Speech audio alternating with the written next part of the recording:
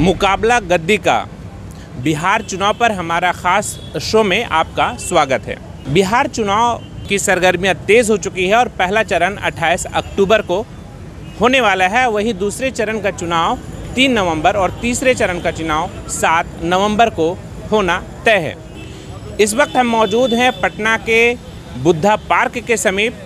हमारे साथ यहाँ पर कई लोग हैं, इनसे हम बारी बारी से जानने की कोशिश करेंगे कि बिहार में जो नीतीश की सरकार रही है, 15 सालों की जो सरकार रही है, वो सरकार से ये कितने खुश हैं, उनके कामकाजों से कितने खुश हैं और बिहार के गली चौक चौराहों पर किस तरह की चर्चाएं आम हैं। तो जुड़ते हैं और बात करते हैं। क्या नाम हुआ? राजीव कुमार। क्या करते हैं आप? पढ़ते हैं। अच्छा, कैसा लग रहा है नीतीश सरकार का काम? एकदम बेकार। क्यों? बेरोजगारी बढ़ा हुआ है, देख रहे हैं। बेरोजगार हम लोग हैं, इंटर पास कर गए हैं, ग्रेजुएशन में है, कोई रोजगार नहीं है यहाँ। नीतीश कुमार ने अपने एक सभा में ये कहा कि हम लाखों की संख्या में नौकरी दिए हैं और जो इससे पहले जो राजद की सरकार रही 15 साल, वो महज 95,000 नौकरी दी है। इस पर क्या कहेंगे? कहाँ नौकरी है? हम लोग तो बेरोजगार हैं। कहाँ इंटर ग्रेजुएशन कर रहे हैं, कहाँ कोई वैकेंसी है? बिहार पुलिस का वैकेंसी आया, पूरा सेटिंग पर हो रहा। अच्छा, ऐसा? हाँ हाँ, सेटिंग पर समय सारा काम पूरे बिहार के सेटिंग पर हो रहा है। नजदीक आ जाइए। अनुबंध पर बहाली एवं बेल्ट्रोन से बहाली जो लिया गया है, वो चुन चुन के खाली नालंदा जिला के वगैरह के समय लड़का लड़की को लिया गया है। इस समय सरकार असफल रहे हैं 15 साल में परिवर्तन बहुत ज़रूरी है। तो क्या इस बार क्या लग रहा है कि तेजस्वी भारी पड़ सकते हैं या फिर नीतीश वापसी कर सकते हैं? बहुत भारी पड़ेंगे। वो समझे कि अब वो गया समय बतौलाबाजी किया। लेकिन ये भी तो सच है ना कि नेताओं के जो दावे होते हैं वो जुमलों में बाद में बदल जाते हैं। इसमें सभी नेता शामिल हैं। तो फिर ऐसे में आप तेजस्वी की ओर रुख करना क्यों चाहते हैं? इसलिए कि नवयुवक में उनको अभी रोष है और वो निकालेगा बहाली, जो निकालेगा उसे फाइनल निकालेगा। अनुबंध फलना चिलना, वो हाफ बहाली नहीं, फुल वेतनमान पर लालू जी भी किए थे। जितना भी विभाग में किए, फुल वेतनमान में किए, एकदम साफ सुथरा किए थे बहाली। ये अधूरा ही समझेगा और लोग को हटा दिया गया है, बेरोजगार हो गया है। नवयुवक लोग एकदम अस्त व्यस्त है, समझिए। इनका कहना है कि नीतीश सरकार के जो कामकाज हैं वो बेहतर नहीं है। कितना इसको आप सच मानते हैं? मैं तो यही कहूँगा कि बेहतर तो है। अच्छा, बहुत बेहतर है। हाँ जी, बेहतर तो है, क्योंकि देख ही रहे हैं कि हर जगह काम तो हो रहा है। ऐसा नहीं है सिर्फ सरकार की जिम्मेदारी नहीं है, जिम्मेदारी तो हमारी भी है।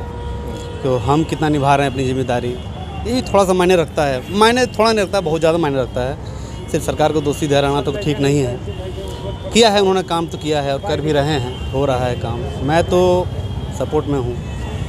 ये तो बोल रहे हैं कि काम हुआ है बेहतर। वो खाली सही है कि वो जो ये बोल रहे हैं कि वो मतलब सेटिंग की बात जो बोल रहे हैं, ये तो है। अच्छा, ये मानते हैं कि जो सेटिंग वाली बात है आपकी वो तो सच है, लेकिन काम हुआ है? नहीं, काम हुआ है, बाकी अधूरा काम हुआ। वो हटावेगा, दूसरा सरकार आवेगा, सबको जैसे छटनी ग्रस्त ही किया है वैसे छटनी ग्रस्त करेगा।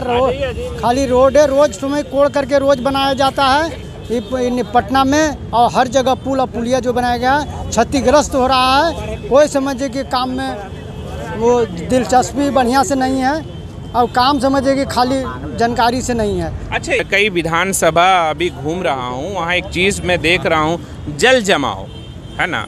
अभी कुम्हरार से मैं लौट करके आया हूँ, तो जल जमाव की स्थिति के बारे में अगर कोई बता पाए कि कहाँ कहाँ है? दीघा विधानसभा भी है, दीघा विधानसभा में है। अच्छा। वहाँ पे मेरे घर के पास ही जमा हुआ है। अच्छा, आप कौन विधानसभा से? दीघा विधानसभा से। अच्छा, बताइए। दीघा विधानसभा में जैसे कि नाला जो बना है, नाला जो बनने के बाद जो पानी जो मेन होल होता है वापस रिटर्न हमारे घर ही में आता है, हमारी गली में आ रहा है। कल भी हम वो निगम से बोले, वार्ड से बोले कि, तो वो बोले कि सर कोई उपाय नहीं। हम बोले कि सर कुछ उपाय कीजिए, पानी जो घर में आ रहा है बंद कीजिए, उससे मच्छर हो रहा है, डेंगू फैल रहा है, तो इसका कोई अभी उपाय नहीं है। हम बोले कि सर उसका उपाय कीजिए, जो बाढ़ के जो बना गया जो नाला उसमें उसको अटैच कीजिए। तो कहे कि वो नाला नीचे है, वो नाला मतलब बात बना के चले जाते हैं लोग, काम कोई नहीं करना चाहता है। तो वही स्थिति है कि हर जगह है, यहाँ नेता लोग आते हैं, बात करते हैं, काम करते कोई नहीं है। चाहे वो किसी भी दल का। हाँ, किसी भी दल, एक दल की नहीं, सबकी बात वही है। और रोज़गार की बात तो कोई नहीं करती है, रोज़गार के बारे में कोई नहीं सोचता है। लेकिन अभी जो एक बात तेजस्वी यादव की लगातार आ रही है कि अगर राजद और कांग्रेस गठबंधन जो है वो पूरे उसमें जो भी दल हैं, तो उनका साफ तौर पर कहना है कि अगर पहली कैबिनेट, अगर हमारी सरकार बनती है और पहली कैबिनेट की बैठक होती है तो पहली कलम से हम 10 लाख नौकरी देंगे। तो ये जो बात है उसमें कितना दम दिखता है आपको? देखिए, ये लोग सिर्फ बोलते हैं, अगर कोई लिखित दे तो ना, अगर कोई लिख के दे कि हाँ हम ये काम करके दें, कि हाँ हम ये काम कर देंगे, रोज़गार देंगे या और भी कुछ डेवलपमेंट करें, तो ये लोग तो हर कोई आ रहा है, लोग लिख के देते, कह रहा है कि हम ये करेंगे वो करेंगे, आने के बाद सब लोग भूल जाते हैं, अपना पेट भरने लगता है।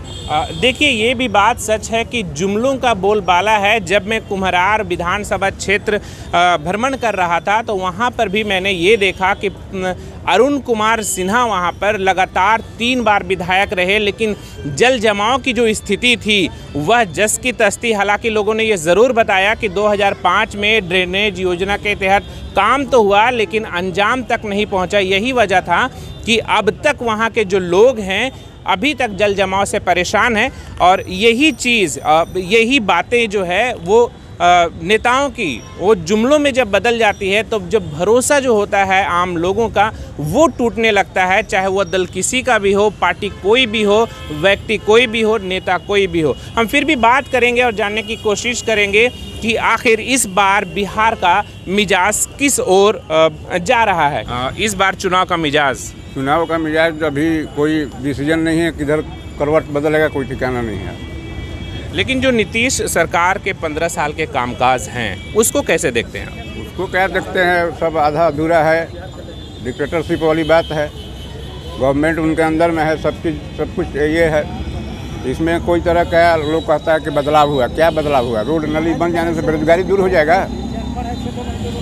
अब बताइए, रोड नली गली बन जाने से नवयुवक का या यंग जनरेशन का ये रोजगारी दूर हो जाएगा? यही तो सरकार में बदलाव हुआ है, नीतीश सरकार। अच्छा, ये लगातार बात कही जा रही है सभाओं में, नीतीश कुमार खुद भी कह रहे हैं कि हमने लाखों की संख्या में बेरोजगारों को नौकरी दी। उसको आप लोग कैसे देख रहे हैं? उनके गलत मैसेज है ये। एक फंडा बना के हम लोगों को रोजगार दिए हैं, नौकरी दी है, ये गलत बात है। तो क्या लगता है इस बार बदलाव होने की उम्मीद होना एकदम जरूर, हर चीज़ में बदलाव, घर में बदलाव, बाहर में बदलाव, सब जगह बदलाव होना जरूरी है। ये भी सरकार का बदलाव होना जरूरी है। तो इनका साफ तौर पर कहना है कि लोकतंत्र है और लोकतंत्र में जब कोई काम ना करे तो उसका बदलाव होना ज़रूरी है। और ये बदलाव के पक्ष में कुछ और भी लोग हैं, हम उनसे भी बात करते हैं कि बिहार का मिजाज कैसा है इस बार। बिहार का मिजाज तो हमारे हिसाब से बदलाव की ओर है और जनता चाह रही है कि 15 साल के जो शासन है उससे मुक्ति चाह रही है सर। लेकिन ये जो उपलब्धियां लगातार गिनाई जा रही है उसको कैसे देखते हैं? जो सरकार की जो उपलब्धियां हैं, चाहे वो खास करके बात होती है 7 निश्चय योजना की। 7 निश्चय योजना की जो उपलब्धि है, अगर सरकार जो है इलेक्शन के पहले तक जो 7 निश्चय योजना सब पूरा करवा लेती तो हम मानते कि 7 योजना का उपलब्धि है। अब ये सरकार फिर से वादा जनता के बीच में कर रही है। अब 7 निश्चय 2 का वादा कर रही है। हाँ, 2 का वादा कर रही है। पहले 1 तो पूरा हुआ ही नहीं, तो 2 का क्या मतलब जो है समझा जाए कि वो पूरा करेगी जनता के। इसलिए हमें तो नहीं लग रहा है कि कोई खास मतलब जो है उपलब्धि है। तो इस बार जो है बिहार के लोगों का मिजाज आपके हिसाब से किस ओर करवट बदलने को तैयार है? लोग चाह रहे हैं कि बदलाव हो, युवा मतलब जो है शक्ति आए और युवा शक्ति आए और उसको बदलाव की ओर ले जाए।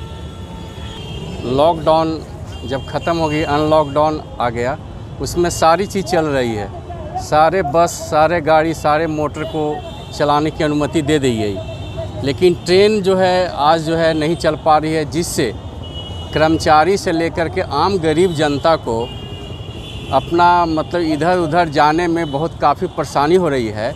और जहां प्राइवेट वाले जो जैसे ऑटो वाले हैं, बस वाले हैं, मनमाना भाड़ा वसूल कर रहे हैं। सरकार से अनुरोध कर रहे हैं कि पैसेंजर ट्रेन चलाए ताकि आम जनता, जो गरीब जनता जो है, जो सफ़र करते हैं, अब गया से पटना आने में 200 का भाड़ा, गरीब जनता कहाँ से देगा भाई?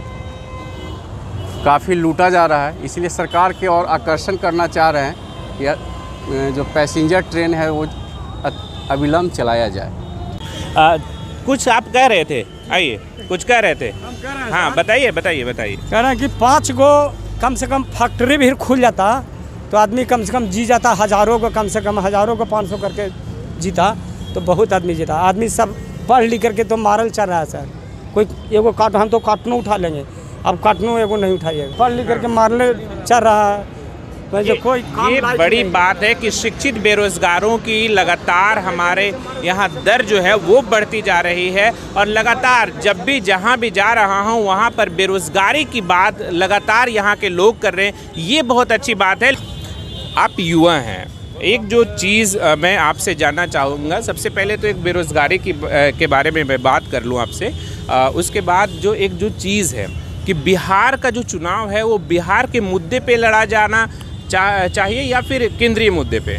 सर देखिए, first of all sir Bihar का जो भी राजनीति हो रहा है सर, या तो सर अनएजुकेटेड है, इलिटरेट है, यहाँ के लोग सर पढ़े लिखे कम हैं, और जो भी है सर यहाँ के लोग अभी जातिगत राजनीति करते हैं सर। और यहाँ पर जो विकास हो रहा है सर, विकास के नाम पर सर अभी तक जो भी हुआ है, 15 साल तो ठीक था, 5 साल तो ठीक था, लेकिन सर जो 10 साल में जो विकास हुआ है वो आपके सामने जग जाहिर है। और बात रहा है सर 15 साल क्या हुआ, पीछे क्या हुआ, जो आगे आप क्या किए, जो मुंबई और दिल्ली को देखिए उस 15 साल के कंपेरिजन में, तो जितना डेवलप उतना बिहार तो डेवलप हुआ नहीं सर। और रहा बात रोज़गार का, तो सर रोज़गार अब 15 साल में क्या डेवलप किए, तो चीनी मिल सही से खोल नहीं सके, तो रोज़गार का हम कहाँ से कल्पना कर सकते हैं कि आप रोज़गार पैदा कर सकते हैं सर। एक तरफ युवा, आप कहना चाह रहे हैं रोज़गार जो सृजन होना चाहिए बिहार में वो नहीं सर। एक तरफ हमारे तेजस्वी जी युवा मुख्यमंत्री के देवदार हैं, वो बोलते हैं कि एक तरफ कोसी है, दूसरी तरफ सुखाड़ है। तो सर वो एक इसके पहले जो मतलब किस चैनल का था सर, नाम उसका नहीं रखना चाहेंगे सर, उस पर बोले हुए थे कि बिहार में कोई भी मतलब रोज़गार की संभावना ऐसी नहीं होती है, एक तरफ कोसी है, दूसरी तरफ सुखाड़ है।